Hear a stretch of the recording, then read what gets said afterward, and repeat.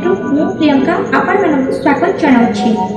ପ୍ରାଚୀନ ସାଂସ୍କୃତିକ ଶିକ୍ଷଣୀୟ ତଥା ମନୋରଞ୍ଜନ ଧର୍ମୀ କାର୍ଯ୍ୟକ୍ରମ ଆମ ଓଡ଼ିଆ ପାଲା ଆମର ଏହି ସୁରଭି କାର୍ଯ୍ୟକ୍ରମ।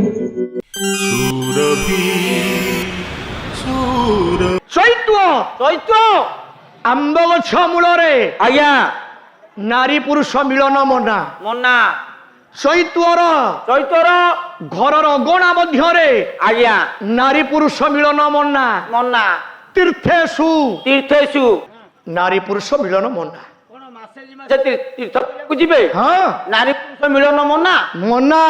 ନୈବ ଗୋଷ୍ଠୀ ଚତୁଷ୍ପଥେ ପଥେ ପଶୁଶାଳାରେ ଆଜ୍ଞା ଗାଈ ଗୋରୁ ରଖିছে, ହଁ ଛେଳି ରଖିছে, ବେশ। ମେଣ୍ଢା ରଖିছে, ହଁ ପଶୁଶାଳାରେ ନାରୀ ପୁରୁଷ ମିଳନ ମନା। ସଲିଳେ ଚଲିଏ ଜଳ ମଧ୍ୟରେ ଆଜ୍ଞା ନାରୀ ପୁରୁଷ ମିଳନ ମନା। ମନା ଆଉ ନାବେ ନେବେ ଧର୍ମ ଡଙ୍ଗା ଉପରେ ହଁ ନାରୀ ପୁରୁଷ ମିଳନ ମନା। ମନା ଯାହା ଜ୍ଞାନୀ ମଣ୍ଡଳୀ କ୍ରନ୍ଦନ କରୁଛନ୍ତି ପିତାମହ ଭୀଷ୍ମ। ବାସ୍ ଭଗବାନଙ୍କର ସୁନ୍ଦର ରୂପକୁ ଦର୍ଶନ କରି ଚାହିଁଛନ୍ତି ଭଗବାନ କୃଷ୍ଣ ପଚାରିଦେଲେ, ହଁ ହଁ ହଁ କହିଲେ ହେ ପିତାମହ ଭୀଷ୍ମ, କୁହନ୍ତୁ ଆପଣ କି ଅବସ୍ଥାରେ ପଡ଼ିଛନ୍ତି? ଇଏ ଦୟନୀୟ ଅବସ୍ଥାରେ ମୋତେ ଡାକିବାର କାରଣ? କାରଣ କଣ? ନା ପ୍ରଭୁ, ବେଶ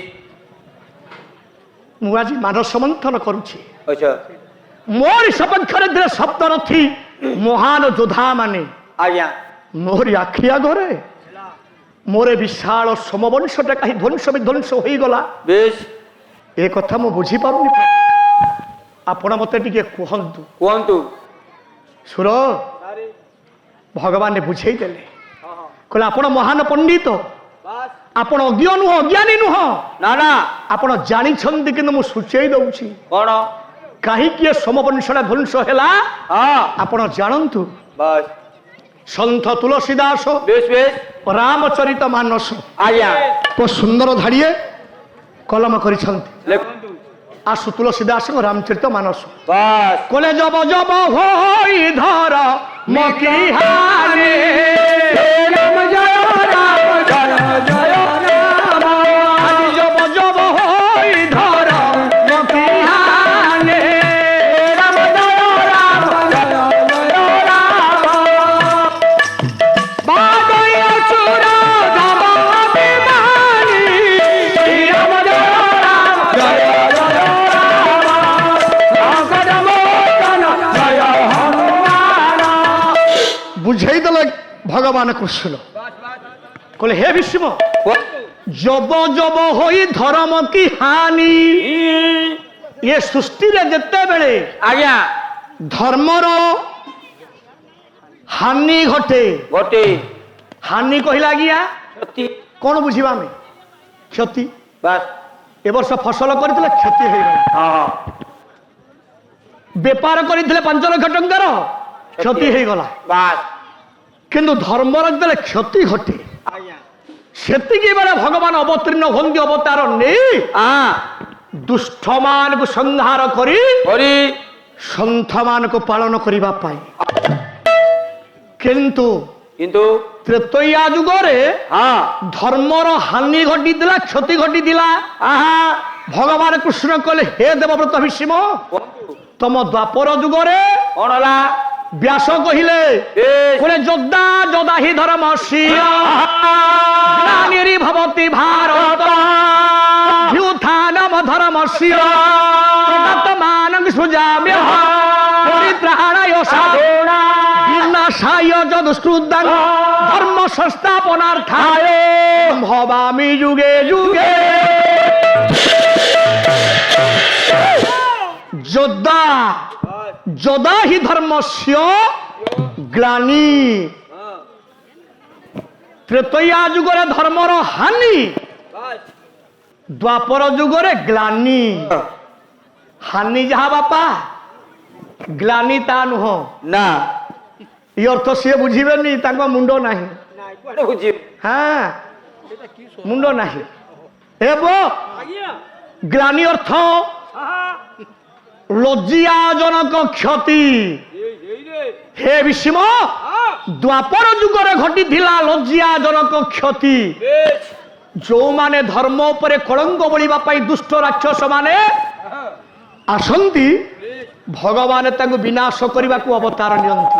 ନା ନା ତାହେଲେ ଠିକ ଧର୍ମର 10 ଲକ୍ଷଣ ସୁର ସାରେ ମହାଭାରତ ପୃଷ୍ଠରେ ଭଗବାନ କୃଷ୍ଣ କହିଲେ ହେ ପିତାମହ ଭୀଷ୍ମ ଆଚ୍ଛା 10ଟି ଲଜ୍ଜା ଜନକ କ୍ଷତି ଘଟିଥିଲା ତମର। ଆଇଁ ଏଇଥିପାଇଁ ବିଶାଳ ସୋମବଂଶ ଆଜ୍ଞା ଧ୍ୱଂସ ହେଇଗଲା। ବେଶ ବେଶ ଭୀଷ୍ମ ପଚାରିଦେଲେ କହିଲେ ପ୍ରଭୁ ପ୍ରଭୁ କଣ ଘଟିଥିଲା? ହଁ 10ଟି ଲଜ୍ଜାଜନକ କ୍ଷତି ଆପଣ ମତେ କୁହନ୍ତୁ। ଏ ମା ଉତ୍ତର ଦଉଛନ୍ତି ବେଶ ଭଗବାନ କୃଷ୍ଣ ଆଜ୍ଞା ଶୁଣୁଛନ୍ତି ଭୀଷ୍ମ। ପ୍ରଥମ ନମ୍ବର ଶ୍ଲୋକ ଆସୁ ଦେଖିବା। ମୁଁ ତଥାପି 5ଟା 6ଟା ଯାକେ ଯିବି ଆଉ 4ଟା ଛାଡ଼ି ଦେଇକି ଯିବି। ଏବେଠୁ କହୁଛି ଆଜ୍ଞା କୋଉଠୁ ଫୋନ୍ ଫାନ୍ କରିକି ବୁଝାବୁଝି କର। ୟାକୁ ଜାଣିଥିଲା ମୋ ଭାଇ ପ୍ରଭାତ କୁମାର ସାହୁ। ଏ ଶ୍ଲୋକ ଆଉ କେହି ପାଇ ନାହାନ୍ତି। ମୁଁ ବହି କହିବିନି, ବହି କିଲେ କାଲି କିଣିବେ ସେ ସିଆଣା କରିବି କେତେ କଷ୍ଟପ୍ର ବହି କିଣିକି ଆମେ ଘଷିଛୁ ସେ କଥା କହିବିନି। ନା। ବ୍ୟାସ ଲେଖିଛନ୍ତି ଅନ୍ୟ କବି ନୁହଁ, କିନ୍ତୁ କୋଉ ବହିରେ ଅଛି ସେ କଥା ମୁଁ କହିବିନି। ନା ନା ସିଆଣି ହେ ପାଲାବାଲା 5ଟା 6ଟା ଜାଗାରେ ସମୟ ହେଇଥିବ ଆଉ 4ଟା ଶ୍ଲୋକ ଟିକେ କହିବ ଟିକେ ସଳଖି ଦେବେ। ମୁଁ 5 ଦିନର ପଇସା ତାଙ୍କୁ ଦେଇଦେଇକି ଯିବି। ଆଇଁ ନାଇଁ ତାଙ୍କୁ କହିବା ଆଜ୍ଞା ଯଦି କହିବେ କହନ୍ତୁ, ନ ଏଇଠି ନିୟମ କରନ୍ତୁ ଆଉ ଛାତି କୋଉଠି ମାରିବେନି। କହିବେ ଆପଣ ଅଧଘଣ୍ଟା ରହିବେ ଆଜ୍ଞା ସେ ଯୋଉ 4ଟା ଛାଡ଼ିକି ଯାଇଛନ୍ତି ଶ୍ଲୋକ ଟିକେ ପଢିକି ଅର୍ଥ କର, ନହେଲେ ଛାତି ମରା ଟିକେ ଛାଡ଼, ନହେଲେ ହବ କି? ହଁ ଆଉ ତଥାପି ସକାଳୁ ଫୋନ କରିକି କହିଲେ ମୋ ଦିହ ମୁଣ୍ଡ କୁଣ୍ଡିଆ ହଉଛି, ତମେ ଯୋଉ କାଲି ବାଡ଼େଇଲ ମତେ ଯୋଉ ବିଶ୍ୱାଦୀ ଡାଙ୍ଗରେ। ଭାଇନା ଫୋନ କରି କହୁଥିଲେ କହିଲେ କେମିତି ମତେ ବାଡ଼େଇଲ ଯେ ବିଶ୍ୱାଦୀ ଡାଙ୍ଗରେ ମୋ ଦିହ ମୁଣ୍ଡ କୁଣ୍ଡେଇ ହଉଛି। ବୋଲେ ହଉ ଭାଇନା ମୁଁ କାଲି ଗୁଆ ଘିଅ ନେଇକି ମାରିଦେବି, ଆଉ କାହିଁ ବ୍ୟସ୍ତ ହଉଛି ଆସୁବ କି ନାଇଁ। ଆଜ୍ଞା କହିଲେ ମତ୍ସ୍ୟ ଗନ୍ଧା ହି କହିବର ଯଦି ପରାଶର একান্ত মিলন যোজনায় ভবে নেগে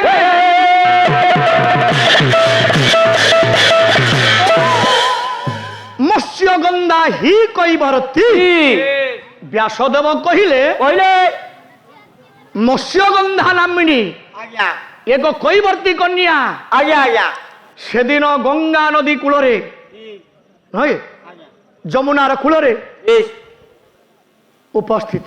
আজ্ঞা মহাযদী পরাশর ହଁ ଆସିକି ଉପସ୍ଥିତ ହେଇଛନ୍ତି। ଚାହିଁଦେଲେ ଆଜ୍ଞା ଇଏ ଯମୁନାକୁ କେମିତି ଅତିକ୍ରମ କରିବି, ହେଁ ନାବିକ କୋଉଠି ଅଛନ୍ତି ଆଜ୍ଞା ଦେଖିଲା ଆଜ୍ଞା ନାବ ପାରି କରିବା ପାଇଁ ବେଶ ସେଠି କେହି ଉପସ୍ଥିତ ନାହାନ୍ତି। ମା ନାହାନ୍ତି ଦେଖିଲେ ହଁ ମୋର ଗୁରୁତର କାର୍ଯ୍ୟ କାର୍ଯ୍ୟ ଆର ପାରିକି ଗଲେ କାର୍ଯ୍ୟଟା କେମିତି ସାଧିତ ହବ ଡାକିଦେଲେ। ହଁ 8 ବର୍ଷର ଝିଅଟି ବସିଥିଲା ଡଙ୍ଗା କୂଳରେ ପାଖରେ, ଡାକିଦେଲେ ବାବାଜୀ।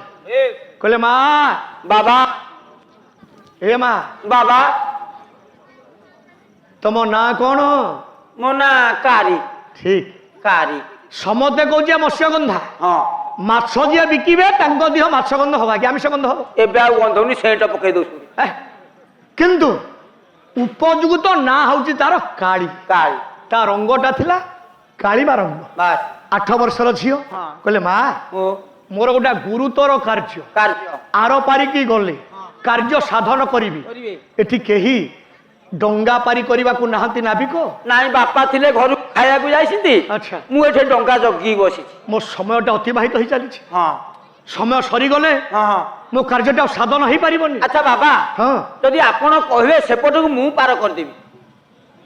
ତମକୁ ଡଙ୍ଗା ପାରି ଆସେ? ଏବେ ଟିକେ ଟିକେ ନୂଆ ନୂଆ ଶିଖୁଛି। ହେଲା ହଁ ମୋ କାର୍ଯ୍ୟଟା କେ ସାଧନ ହେଇଯାଉ, ହଁ ମତେ ଟିକେ ପାରି କରେଇ ଦିଅ। ଆପଣ ଡଙ୍ଗାରେ ବସନ୍ତୁ। ଡଙ୍ଗାରେ ବସିଲେ କିଏ?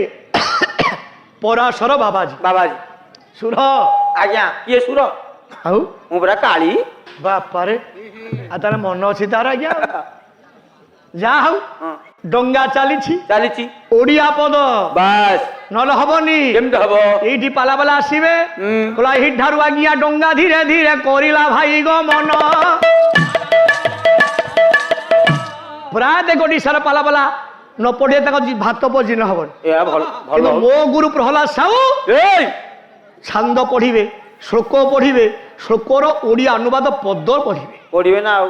ସେଇଥିପାଇଁ ଓଡ଼ିଶାରେ ମରିବା ପର୍ଯ୍ୟନ୍ତ, ମଶାଣିକି ଯିବା ପର୍ଯ୍ୟନ୍ତ ଲୋକ ହଁ ବହିନା କରିବାକୁ ଯାଉଥିଲେ। ଆଜ୍ଞା। ପାଲା ସରିନି, ଜୀବନ ସରିଗଲା, ପାଲା ସରିନି।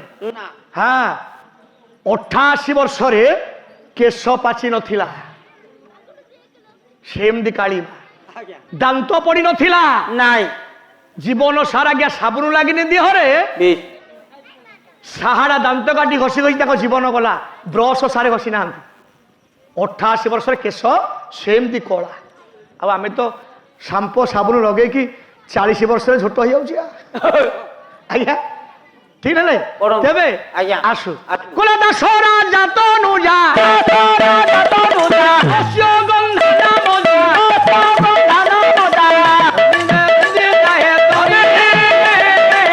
যমুনা তীরে যায় ওরে ওরা সরদর বদে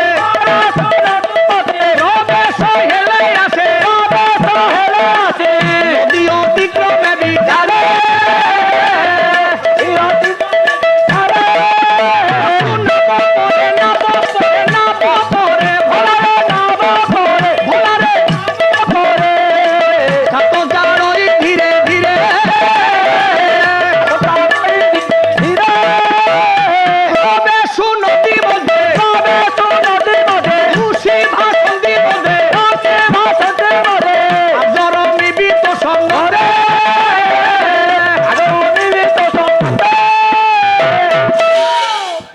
ডঙ্গা চালিছি চালিছি বাবাজি পরাশরা বসিছন্তি ହେଲା ঠিক যেতবেলে জ্ঞানীমণ্ডলী যমুনা নদীর মধ্য ভাগরে ডঙ্গাটা পৌঁছিলা, ଆଜ୍ଞା পরাশর বাবাজি ডাকিলে, ଡାକିଲେ কলে ঝিও ବାବା এইটি টিকে কাতটা লগা। କଣ ନଦୀ ମଝିରେ? হ্যাঁ হ্যাঁ হ্যাঁ, ଆଉ ଯଦି ଆପଣ କହୁଛନ୍ତି ମୁଁ ରଖୁଛି। যে গুরুতর কার্য পাই মু যাউথিলি আর পারিকি, ହଁ সে সময়টা বর্তমান চালি আসিছি। ଆସିଛି। ଆଚ୍ଛା ସେ କାର୍ଯ୍ୟ ଆପଣ ବଢାନ୍ତୁ। এইটি যমুনা নদীর মধ্য ভাগরে ହେଲା ধর্মডঙ্গা উপরে ହଁ তো সহিত ହଁ মু রমণ করিবি। ଆଇଁ କିଏ ବାବା ତମେ କେଡ଼େ ଆଇଁଷିଣିଆ ଲୋକ ମ? ଆ ଭଲ କୌଶଳ କରିକି ଡାକିକି ଆଣିଲ, ନଦୀ ମଝିରେ କହୁଛ ମୋ ସହିତ ପ୍ରୀତି କରିବ। ଦେଖ ବାବା ତମେ ତ ମୋ ଜେଜେବାପା ବୟସର, আচ্ছা ମୁଁ ତମ ନାତୁଣୀ ବୟସ, হ্যাঁ, ମୁଁ କଣ ସେ କାମ କରିପାରିବି? সে পবিত্র সময়টা বর্তমান চালি আসিছি, ହଁ তম সহিত মু রমণ করিবি। ମୁଁ ଛୋଟିଆ ପିଲାଟେ। বারণ করেছি ঝিওটি, ବେଶ কোলা দিবস সময় যমুনার পবিত্র জল ଜଳ ধর্মডঙ্গা, ଡଙ୍ଗା তুমি মো জেজ বাপার বয়স, মু তোম নাতুণী বয়সর, ହେଲା তুমি কি কথা কହୁছ? ଏମିତି କେମିତି କହୁଛ? শাস্ত্র কহিলা ହଁ সেদিন না বালিকাকে সা বালিকা কলে যৌবন দেলে, ଦେଲେ মৎস্যগন্ধার যোজন গন্ধা হলা। ହଁ দিবস সমୟରେ ଆଜ୍ଞା কুহুড়িকে আচ্ছাদিত করি କରି ডঙ্গা মধ্যরে ଆଜ୍ଞା ঝিও সহিত রমণ কলে। মু আজ আপন মানকু পচারুছি, পালাবালা মানকু ହଁ দর্শক পচারନ୍ତି, ଆଜ୍ଞା ভুল কি ঠিক? ବେଶ মু আজ আপন মানকু পচারুছি, ହଁ যাহা কলে পরাশর বাবাজি ହଁ তা ঠিক?